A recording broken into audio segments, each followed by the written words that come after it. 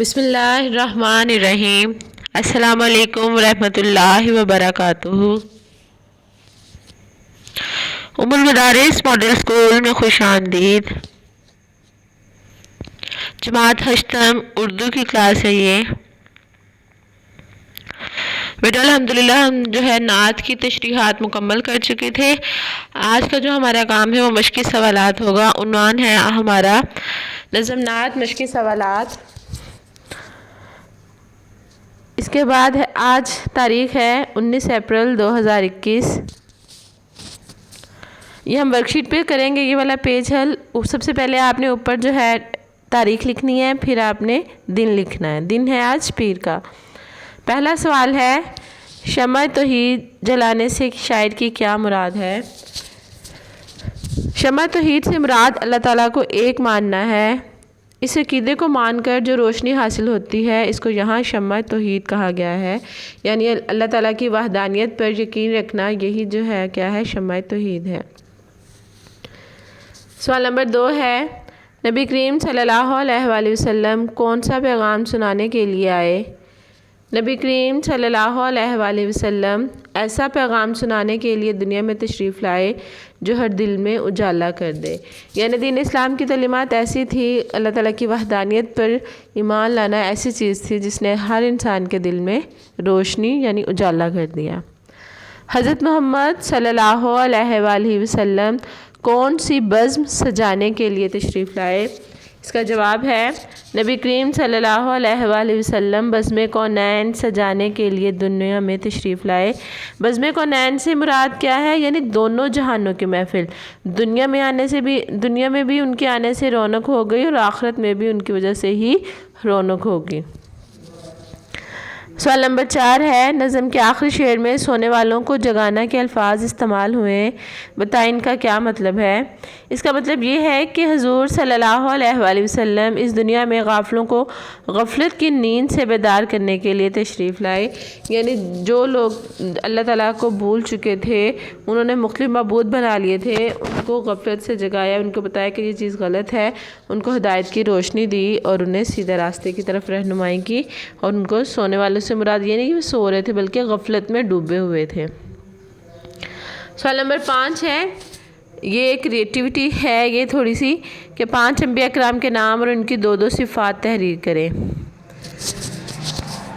سب سے پہلے حضرت ابراہیم علیہ السلام نمبر 1 پہ ہے۔ ان کی 2 صفات بہت سارے، یہ ظاہر ہے بہت اولو العزم پیغمبر تھے، ان کی بہت ساری خوبیاں تھیں جو ان میں موجود تھی، لیکن ہم یہاں پہ انہوں نے صرف 2 پوچھے تو ہم صرف 2 ہی لکھیں گے۔ سب سے پہلی خوبی یہ تھی کہ آپ علیہ السلام کو آگ کے الاؤ میں پھینکا گیا، مگر اللہ تعالیٰ کے حکم سے آگ جو تھی وہ گلو گلزار میں تبدیل ہو گئی۔ یعنی حضرت ابراہیم علیہ السلام ہم نے پڑھا بھی ہوا ہے، آپ کو بھی پتہ ہوگا کہ حضرت ابراہیم علیہ السلام جو تھے، یعنی ان کے باپ جو تھے نا وہ بت بناتے تھے، یعنی ان کے گھر سے ہی یہ جو تھا، انہوں نے خانہ کعبہ میں بہت سارے بت رکھے تھے۔ ایک دفعہ ان کی قوم جو تھی وہ میلے پہ گئی تو انہوں نے سارے کلہاڑا لے کر سارے بتوں کو توڑ ڈالا تھا۔ تو اسی جرم کی پاداش میں جب انہوں نے اس طرح نمرود کے سامنے کلمہ حق کہا تو اس نے بادشاہ وقت تھا، اس نے اس کو سزا دینے کے لیے ایک بہت بڑی آگ جلائی گئی، الاؤ جسے کہتے ہیں، دہکتا ہوا، اور حضرت ابراہیم علیہ السلام کو منجنیق ایک ہوتی ہے اس سے باندھ کر اس الاؤ میں پھینکا گیا، لیکن آگ جو تھی اللہ تعالیٰ کے حکم سے وہ گلو گلزار بن گئی اور ٹھنڈی ہو گئی، اور حضرت ابراہیم علیہ السلام کو اس میں کوئی بھی نقصان نہیں پہنچا تھا۔ اور دوسری جو صفت تھی حضرت ابراہیم علیہ السلام کی، جو یہاں پہ ذکر ہم 2 ہی کرنا ہے، تو دوسری ہم نے لکھے بہت زیادہ فرمانبردار تھے اللہ تعالیٰ کے، اور یہاں تک کہ ان کو خواب میں اشارہ ہوا تھا کہ وہ اپنے بیٹے کو اللہ کی راہ میں قربان کریں، تو وہ اس بات پر بھی تیار ہو گئے تھے اور اللہ کے حکم سے بیٹے تک کو قربان کرنے کے لیے تیار ہو گئے تھے۔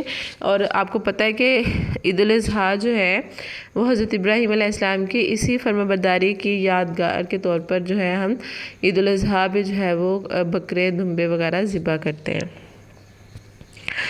دوسرے پیغمبر ہیں یہاں پہ حضرت موسیٰ علیہ السلام۔ حضرت موسیٰ علیہ السلام بھی بہت ہی وجیہ اور اولو العزم پیغمبر تھے، بہت بہادر تھے اور وجیہ تھے، تو ان کو اللہ تعالیٰ نے بہت ساری خوبیاں عطا کی تھیں، تو ان میں سے ایک جو تھی وہ یہ تھی کہ ید بیضا، چمکتا ہوا ہاتھ. وہ ہاتھ جب اپنی بغل میں لے کے جاتے، جب باہر نکالتے تو وہ سورج کی طرح روشن ہو جاتا تھا. اور دوسرا ان کا جو معجزہ تھا وہ عصا تھا. ان کے ہاتھ میں ایک لاٹھی ہوتی تھی، تو وہ لاٹھی جب وہ زمین پہ پھینکتے تو کبھی اژدہا بن جاتا تھا، کبھی ان کے لاٹھی میں نا بہت سارے معجزات تھے، تو اس لیے ان کا جو دوسری صفت تھی ان کو عصا عطا ہوا تھا.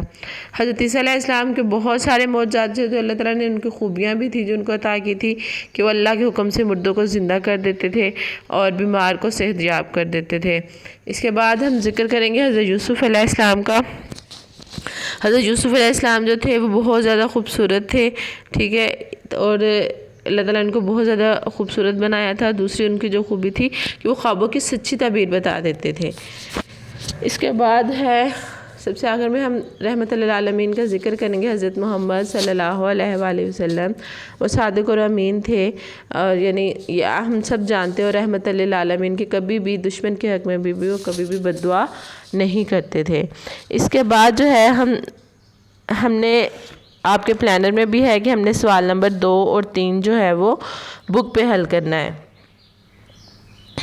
سوال نمبر 2 اور 3 جو ہے ہم نے بک پہ حل کرنا ہے. تو اس میں جو ہے سوال نمبر 2 میں خالی جگہ پر کرنے اوپر الفاظ دیے گئے ہوئے ہیں. تو بیٹا لیکچر کا ٹائم جو ہے وہ زیادہ ہو رہا ہے، تو یہ آپ نے خود سے جو ہے یہ سوال نمبر 2 اور 3 بہت آسانی سے آپ اس کو، خالی جگہ ہے اور کچھ نہیں ہے، آپ نے اس کو بک پہ حل کر لینا ہے. ٹھیک ہے، اپنا بہت سارا خیال رکھیے گا. اوکے، اللہ حافظ.